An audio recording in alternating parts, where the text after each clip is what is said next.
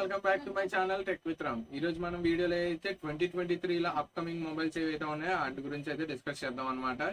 First first phone వచ్చినప్పటికైతే Redmi note 12 pro plus 5G అనమాట. ఇది మనకి ఆల్రెడీ రెడ్మీ అయితే మనకి ఒక టీజర్ అయితే వదిలింది జనవరి 5th అని చెప్పేసి 200 MP కెమెరా అని చెప్పేసి అయితే మనకి ఆల్రెడీ రిలీజ్ చేయడం జరిగింది. ఇది ఆల్రెడీ చైనాలో 200 వాట్స్ ఛార్జింగ్ తో ఒక పెద్ద బ్రాండ్ అయితే క్రియేట్ చేసుకుని వచ్చిందనమాట. అలాగే 1080 డైమెన్సిటీతో చైనాలో అయితే లాంచ్ చేశారు. మరి ఇండియాలో ఏ స్పెక్స్ తీసుకొని వస్తారో తెలియదు కాబట్టి ఫస్ట్ వాళ్ళు అయితే డిసైడ్ చేసింది 200 MP కెమెరా అయితే కన్ఫర్మ్ అని మాత్రం మనం చెప్పగలం.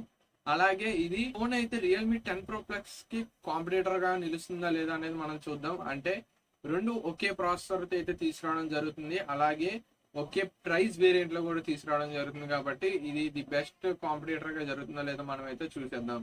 ఫోన్ వచ్చినప్పటికి అయితే iQOO 5G అనమాట. ఇది కూడా ఐక్యూ అయితే మనకి టీజర్ అయితే వదిలింది. ఇది జనవరి 10th అయితే రిలీజ్ అవుతుంది అని అయితే మనకి తెలిసింది. దీనిలో అయితే the India's first processor Snapdragon నుంచి 8 Gen 2 అయితే రిలీజ్ అవ్వడం జరుగుతుంది.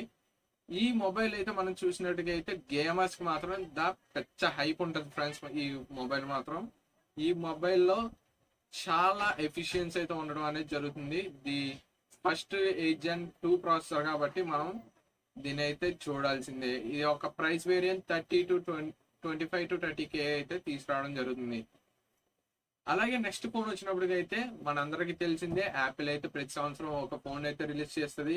అలాగే ఈ సంవత్సరం కూడా యాపిల్ నుంచి యాపిల్ 15 iPhone 15 అయితే మనం ఎక్స్పెక్ట్ చేయొచ్చు.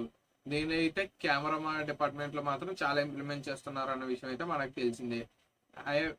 iOS 15 లో అయితే 15 and 15 Pro and 15 Pro Max లో కూడా మనకి అయితే డైనమిక్ ఐలాండ్ మాత్రం ప్రతి 3 సిరీస్ లో ఉండడం అనేది జరుగుతుందని మాత్రం మనకైతే తెలిసిందే.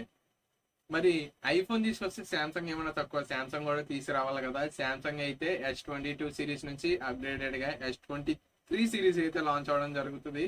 అది మనందరికి తెలిసిన విషయమే. S23 సిరీస్ కోసం అయితే అందరు వెయిటింగ్ అనమాట. పోయినసారి అయితే 20x జూమ్ అని చెప్పి తీసుకొచ్చారు.